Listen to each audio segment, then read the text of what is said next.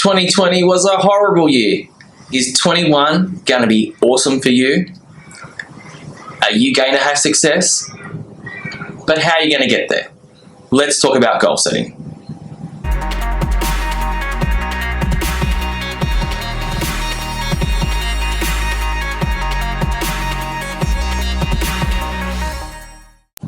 So, 21 is going to be the year for you, hey? And that's great that it is. But if you want it to be the year for you, you need to get some goals set up. But how do you set a goal? Where do you start? The first start point really is to go back and have a look at 2020. You've got to go back and have a look at the previous year and see, well, what worked for you, what didn't work for you. That's going to give you a really good gauge on how you plan for your goals for this year to get success. I want to share with you, a story. In the past, I did a bit of running, right? And this is a classic example of goal setting. So the running I did, like a lot of runners do events, and I did a half marathon event, which is 21 kilometers. And I had done quite a few events where I'd got like 90 minutes, but I just wanted to do better than that. And I set a goal, a target time of 86 minutes.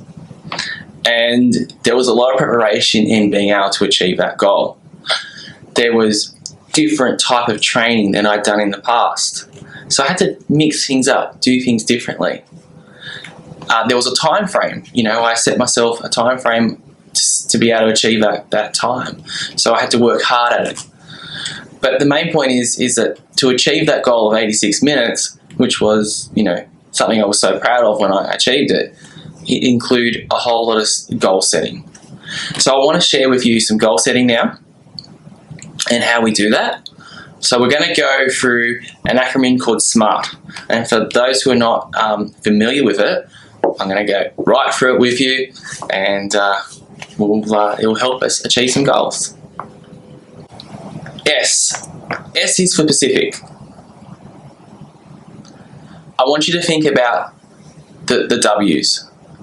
Who, where, why, and when. M is for measure. Can you measure your success? A is for achievable. Are you setting a goal that you can actually reach? So, for example, if I go back to my running, there was no point in me saying, hey, in 6 months' time, I want to run a full marathon, 42 kilometers, because that time frame would be too short. It's not that I couldn't do it, it's just that 6 months would be too short. So that was more of a 9 to 12 month program of running. R is for relevant. Is your goal resonating with you? Do you give a crap about it? Is it in your heart? Because the thing is here, it's really simple. If you don't give 100% into setting a realistic target or an outcome, your goal in the end will flop. T is for time. You need to set a target date, a time period where you expect to achieve that goal.